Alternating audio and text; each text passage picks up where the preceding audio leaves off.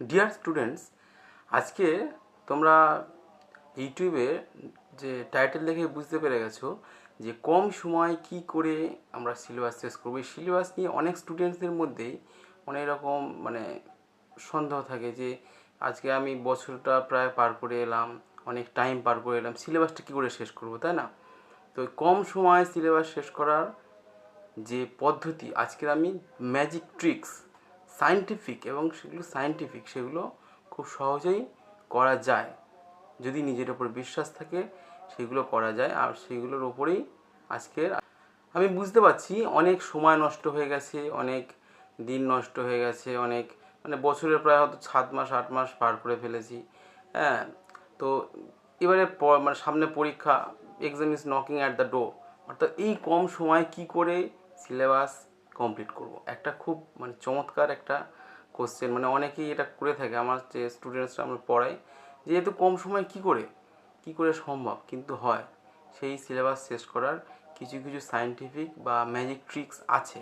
আগে এই ভিডিও শুরু করার আগে আমি যেটা প্রথমে বলতে চাই যে প্রথম যেটা হচ্ছে, আগে তোমাকে কারণটা বুঝতে হবে। কারণটা কি আজকের এই সিলেবাস, যে আমি আজকে লাস্ট টাইম কি করে এলাম, কি কারণে আজকের আমার এরকম পরিস্থিতি তৈরি হলো, প্রথমে কিন্তু কারণটাকে খুঁজে বের করতে হবে। কারণ কারণ না হলে আমি কিন্তু ফলাফলে কিছুই করতে পারবো না। সেই জন্য প্রথমে যেটা আমাদের দরকার সেটা হচ্ছে কী কারণে আমার সিলেবাসটা আজকে লাস্ট টাইম এসে পৌঁছালো, অর্থাৎ সিলেবাসটা আমার লাস্ট বছরের লাস্টের দিকে এসে আমার কেন ভাবতে হচ্ছে, অর্থাৎ এই রিজন, এই কারণটা কিন্তু খুঁজে। হয়তো অনেকের অনেক কারণ থাকতে পারে, কারণ হয়তো ফ্রেন্ডসদের পিছনে বেশি সময় দেয়, কেউ হয়তো বেশি এনজয় আনন্দ এগুলো করে বেশি সময় নষ্ট করেছে, বা বাড়িতে অনেকের সমস্যা থাকে যে বাড়ির কাজ করতে হয়, একা সব কিছু দেওয়া সম্ভব না, এই জন্য বিভিন্ন কারণ থাকতে পারে। যারা বেশি আড্ডা ফাড্ডা মারতে পছন্দ করে তাদের জন্য অনেক সমস্যা, এইগুলো হচ্ছে কারণ। তাহলে কারণটা কিন্তু আগে খুঁজে বের করতে হবে যে আমি সময়টা কিন্তু নষ্ট করেছি এই কারণে, সেই কারণটা কিন্তু আমাকে কমিয়ে দিতে হবে। অর্থাৎ সেই কারণটাকে আমি আর সেকেন্ড টাইম বেশি সেই কারণটার পিছনে আর সময় বেশি দেব না।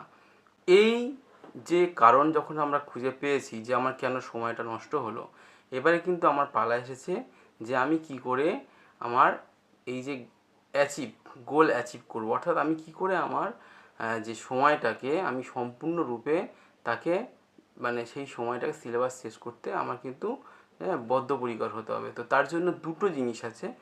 দুটো জিনিসের মধ্যে ফার্স্ট যে জিনিসটা হচ্ছে সেটা হচ্ছে কি, যে নেগেটিভিটি।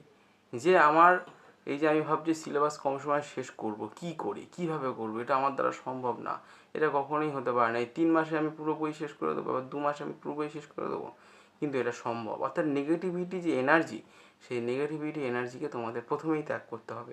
আর সেকেন্ড যে পয়েন্ট সেটা হচ্ছে দৃঢ় প্রতিজ্ঞ থাকা। অর্থাৎ আমরা যখন যে সিলেবাস, যে তোমরা যখন সিলেবাস কমপ্লিট করতে পারো নি, 8 মাস সময় নষ্ট করে এসছো, হাতে 2 মাস বা 3 মাস পড়ে আছে, কিন্তু তোমাদের দৃঢ় প্রতিজ্ঞ হতে হবে, ডিটারমিনেশন আনতে হবে মনে, যে আমি কিন্তু আমার 100% দেবো এই 2 মাসের জন্য।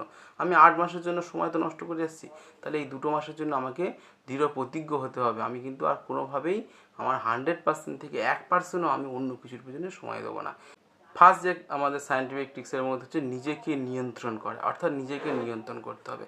একটা গল্পের মাধ্যমে আমি বলে দিচ্ছি। ধরো একটা ছোট্ট একটা কাহিনী বলছি। ধরো তোমার সুগার হয়েছে, ব্লাড সুগার আছে।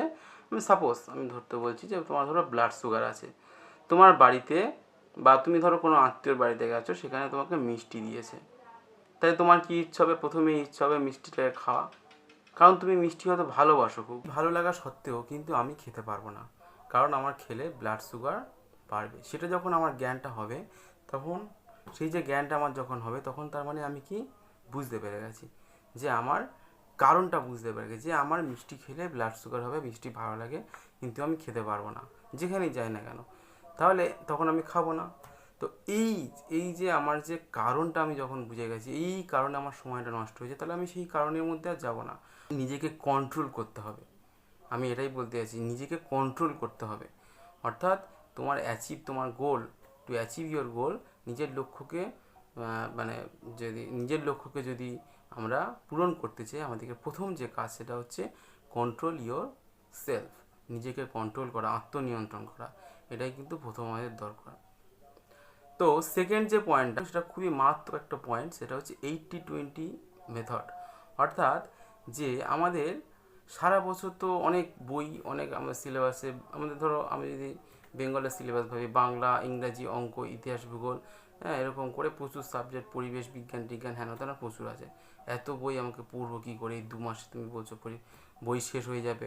বই, তখন আমাদেরকে একটাই টপিক ফলো, সাইন্টিফিক টপিক, সেটা হচ্ছে 80-20 মেথড। এই 80-20 মেথডটা কি? এটা খুবই ইম্পর্টেন্ট একটা টপিক। অর্থাৎ 20%-এর মধ্যে 80% বের করা। অর্থাৎ 20%-এর মধ্যে 80% বলতে কী বোঝাচ্ছে? প্রথমে আমাকে যেটা করতে হবে, সিলেবাসটাকে দেখব। সিলেবাস তো আমি অবশ্যই জানি নিশ্চয়ই। যে ধরো আমি একটা এক্সাম্পল দিচ্ছি, ইতিহাস আমি সিলেবাস বই পড়ছি, সারা বই তো আমার পক্ষে 2 মাসে কমপ্লিট করা সম্ভব না, কারণ আর তো অনেক বই আছে। এবার আমাকে যেটা দেখতে হবে, যে আমাকে হয় ইউটিউবের সাহায্য নিতে হবে, অথবা প্রিভিয়াস ইয়ারের কোশ্চেন পেপারকে সাহায্য নিতে হবে, যে কোনো একটা সাহায্য নিতে হবে। নিয়ে আমাকে ইম্পর্টেন্ট টপিক, ইম্পর্টেন্ট চ্যাপ্টারগুলোকে বের করতে হবে। ওই ইম্পর্টেন্ট চ্যাপ্টারগুলোকে যদি আমি বের করতে পারি, তাহলে কিন্তু আমার খুব অনায়াসেই আমি নিজের কাজটা হাসিল করে নিতে পারবো। কীভাবে? যে আমার দেখতে হবে কোন কোন টপিকগুলো, যদি আমরা ইউটিউবে সার্চ করি, ধরো আমরা ইউটিউবে সার্চ করে দিলাম যে important topic in history, class 7 হোক, 8 হোক, 9 হোক, 10 হোক, যে important topic of history in class 7, তাহলে এই ক্লাস 7-এর ইম্পর্টেন্ট টপিকগুলো কিন্তু আমার বের হয়ে যাবে। সেখানে কিন্তু পুরো লিস্ট করে দেবে, গুগলও আছে। তাহলে এই সব ইম্পর্টেন্ট টপিকগুলোকে আমরা চুজ করতে হবে। এইবারে সেই ইম্পর্টেন্ট টপিকগুলোকে নিয়ে কী করতে হবে, আমি যখন চ্যাপ্টার ওয়াইজ পড়তে কিন্তু আমাকে একটা খাতা করতে হবে। হিস্ট্রি প্রচুর সিলেবাস, এত সিলেবাসে আমার যাওয়ার দরকার নেই। হিস্ট্রির প্রত্যেকটা চ্যাপ্টার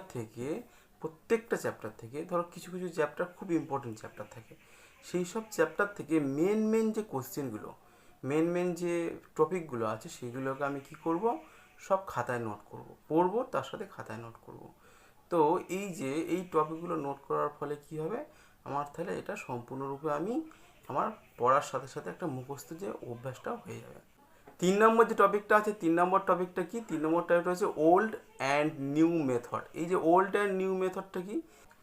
ধরো আমাদের প্রত্যেকটা সাবজেক্ট আমাদেরকে, ধরো একটা করে টপিক যখন আমি পড়ছি, তো সেই টপিকের জন্য আমাকে 2 ঘন্টা টাইম করে অ্যাড রাখতে হবে। 2 ঘন্টা প্রতিদিন।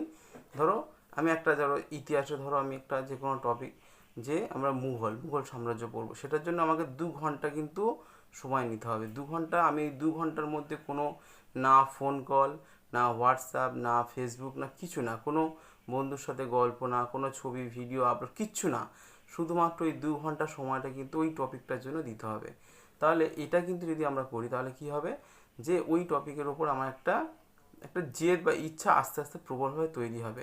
এর মধ্যে যেটা ওল্ড মেথডটা, এই ওল্ড মেথডটা হচ্ছে কি না, খাতায় লেখা। অর্থাৎ খাতায় লেখা, যে আমাদের বই পড়ে পড়ে একটা খাতায় লেখা, তার যে একটা এক্সপিরিয়েন্স হয়ে যাওয়া। আর নিউ মেথডের মধ্যে কি, নিউ মেথডের মধ্যে ইউটিউবে, মডার্ন এজে যেটা আমাদের ইউটিউব এবং বিভিন্ন রকম সোর্স আছে, ফেসবুকের বিভিন্ন রকম পেজ আছে, বা এগুলোকে ফলো রাখতে হবে, এগুলো থেকে বিভিন্ন নোটস তৈরি করা, সেগুলো কিন্তু খাতায় লিখে আমাদেরকে একটা জিস্ট তৈরি করতে হবে, যেগুলো ইম্পর্টেন্ট টপিকের ওপর, সেগুলো আমাদেরকে প্রতিদিন জিস্ট তৈরি করতে হবে। সেই জিস্টগুলো কিন্তু একসময় আমাদের কাজে দেবে। অর্থাৎ এটাই বলতে চাইছি, যে ভিডিও দেখে ধরো আমি একটা মুঘল সাম্রাজ্যের উপর একটা ইউটিউবে ভিডিও দেখছি, সেই ভিডিওটা আমার দেখতে হবে, তার সঙ্গে আমাকে লিখতে হবে। অর্থাৎ প্রতিদিন আমাকে নোটস করতে হবে, যেটা আমি মুঘল সাম্রাজ্যের যে টপিকগুলো আমি দেখলাম, সেইগুলো আমাকে পরপর নোটস একটা খাতা তৈরি করতে হবে। 4 নম্বর যে মেথডটা আছে, 4 নম্বর মেথডটা, যেটা আমরা বেশি সব সময় করে থাকি, সেটা কি, আমরা সারাদিন যদি হিসেব করি, দেখা যাচ্ছে 2 ঘন্টা থেকে 3 ঘন্টা কি আরও বেশি সময়, সব থেকে কম করে হলেও 2 ঘন্টা সময় কিন্তু আমরা ফোনের পিছনে দিয়ে দিই। সে গেম খেলা হতে পারে, হোয়াটসঅ্যাপ, ফেসবুক, এগুলো হতে পারে। এটা কিন্তু করলে হবে না। এটা হচ্ছে নো ওয়েস্ট মেথড। এই জন্য আমি 4 নম্বর যে মেথডটার নাম দিয়েছি নো ওয়েস্ট মেথড। অর্থাৎ এই মেথডে কিন্তু কোনোভাবেই আমাদেরকে সময় নষ্ট করা যাবে না। অর্থাৎ যদি একটা এক্সাম্পল দিচ্ছি, যদি একটা ট্যাঙ্কে আমি জল ভর্তি করছি, বা একটা বোতলে আমি জল ভর্তি করছি, সেই বোতলে যদি দুটো আমি ছিদ্র করে দিই তলায়, তো আমি সারাদিন জল ভর্তি করলেও সেই জল কিন্তু আস্তে আস্তে বার হয়ে যাবে। অর্থাৎ আমি যতই পড়ি না কেন, দেখা গেলো আমি 8 ঘন্টা পড়ছি, তার মধ্যে 3-4 ঘন্টা আবার কী করছি, ফোন দেখছি, তাহলে এটা কি হবে?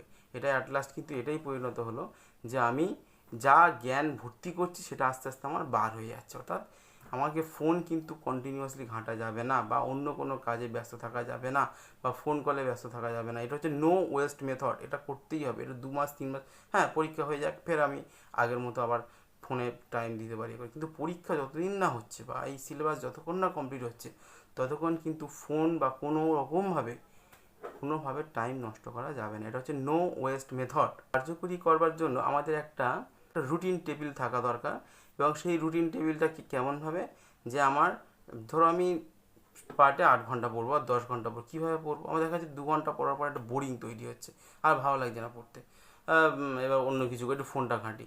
কিন্তু এরকম করলে হবে না। কী করতে হবে না, আমার একটা রুটিন থাকবে, পড়ার টেবিলটা ঠিক বড় করে আমার লেখা থাকবে, যে বড় করে একটা, যে আমি পার ডে রুটিনটা করতে হবে, যে আমি 2 ঘন্টা ইতিহাস পড়ছি, 2 ঘন্টা ইতিহাস, 2 ঘন্টা ভূগোল, 2 ঘন্টা বিজ্ঞান, 2 ঘন্টা অঙ্ক। এই যে টাইম, এর মাঝখানে এই যে রুটিন লেখার মাঝখানে আমাকে একটাই কথা লিখতে হবে, নো ওয়েস্ট। নো ওয়েস্ট অর্থাৎ সময় নষ্ট করা যাবে না, নো ওয়েস্ট টাইম। প্রত্যেকবার যখন আমার রিমাইন্ডার হয়ে যাচ্ছে, তখন কিন্তু আমি আর সময় নষ্ট করব না। অর্থাৎ তোমাদের ক্ষেত্রে এটা অ্যাপ্লাই করো, যে যাতে তোমরা সময়কে না নষ্ট করো। অর্থাৎ প্রত্যেকটা সাবজেক্ট হয়ে যাচ্ছে 2 ঘন্টা, যেই শেষ হয়ে যাচ্ছে, যে আমি 7টা থেকে 9টা অবধি পড়ছি, সেই যে 9টা যেই বেজে গেল, সঙ্গে সঙ্গে তার নিচে লেখা থাকবে যে no waste time, no waste your time. ঠিক আছে, তোমার সময়কে নষ্ট করো না। অর্থাৎ দেখবে অনেক উপকৃত হবে আশা করছি। এবার 5 নম্বর, যেটা খুবই আশ্চর্য একটা মেথড, যেটাই আমি মনে করি খুবই কার্যকরী একটা মেথড। তো এই মেথডে কি ঠিক বলেছিলাম 2 নাম্বার এবং 3 নাম্বার, এই দুটো মিক্সড করে একটা মেথড তৈরি করেছি। সেটা হচ্ছে যে তোমরা যে জিস্ট তৈরি করলে, যে নোটবুক তৈরি করলে, তোমরা যে খাতায় প্রতিদিন ভিডিও দেখে দেখে লিখছো, বা তোমরা যে ইম্পর্টেন্ট টপিকগুলো লিখছো, যেগুলো ইম্পর্টেন্ট জিনিসগুলো, সেগুলো খাতা তৈরি হয়েছে, সেই খাতাটাকে তোমাদেরকে রিকল করতে হবে, রিমেম্বার করতে হবে। অর্থাৎ সেই খাতাটা তোমাদেরকে পরীক্ষার একটু আগে, পরীক্ষার সপ্তাহখানেক আগে সেই খাতাগুলোকে ভালো করে দেখতে হবে, প্রত্যেকটা পেজ, মানে প্রত্যেকটা টপিক যখন সামনে এসে যাবে, মনে পড়ে যাবে ওই ঘটনাটা, মানে প্রত্যেকটা টপিক, ওই অঙ্কটা যেটা ইম্পর্টেন্ট অঙ্ক করেছি, বা যে ইম্পর্টেন্ট ইংলিশে করেছি, সেই টপিকটা সামনে চলে আসবে। এটাই 5 নম্বর যে টপিকটা কিন্তু সবথেকে গুরুত্বপূর্ণ। 4টে টপিক কিন্তু দাঁড়িয়ে আছে এই 5 নম্বর টপিকের উপর। যদি আমরা 4টে টপিক করি, 5 নম্বর টপিক না করি, তাহলে কিন্তু পরীক্ষার সময় দেখা যাবে যে আমি ভালো রেজাল্ট নাও করতে পারি। কারণ এই 5 নম্বর টপিকটা হচ্ছে 4টে টপিকের রিমাইন্ডার।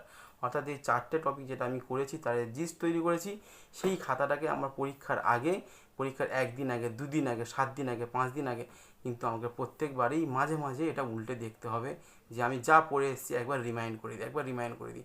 আরও যদি ভালো হয়, পার ডে যদি একবার যা পড়লাম সেটা জিস্টটাকে একবার দেখে নিলাম, আরও ভালো হয়। এর ফলে কী হবে, আমাদের ব্রেনের মধ্যে যে সেলগুলো আছে, কোষগুলো আছে, সেগুলো কিন্তু ওগুলোকে নিয়ে নেবে। অর্থাৎ আমাদের যে ব্রেনের মধ্যে যখন আমরা ওই একই জিনিসকে বারবার দেখতে থাকবো, তখন কি হবে, আমাদের ব্রেনের মধ্যে অটোমেটিক্যালি সেটা নিয়ে নেবে। এটা আর কোনোদিন আমরা সারা জীবন ভুলতেও পারবো না। অর্থাৎ এই যে 5টা সায়েন্টিফিক মেথড দিলাম, আশা করি তোমাদের কাজে লাগবে। এই মেথডগুলো খুবই, যে আমরা, হ্যাঁ এটা কঠিন মনে হচ্ছে যে এটা আমি পারবো না। আমি প্রথমে বলেছি নেগেটিভিটি থাকলে হবে না, নেগেটিভিটি থেকে পজিটিভিটি আনতে হবে। অর্থাৎ যদি আমি বলি পারবো না, তো পারবো না, কেউ পারতে পারবে না। তো সেই জন্য তোমাদেরকে কী করতে হবে, যে নেগেটিভিটিকে একেবারের জন্য বিনাশ করে পজিটিভিটির দিকে এগিয়ে এই 5টা মেথড, সায়েন্টিফিক মেথড করে দেখো, অবশ্যই তোমাদের সিলেবাস অতি কম সময়ে শেষ হবে। 2 মাস 3 মাসের মধ্যে ইজিলি শেষ করতে পারবে, সেটা আমি বিশ্বাস রাখি। যদি আমার ভিডিও ভালো লেগে থাকে, অবশ্যই চ্যানেলটাকে সাবস্ক্রাইব করো।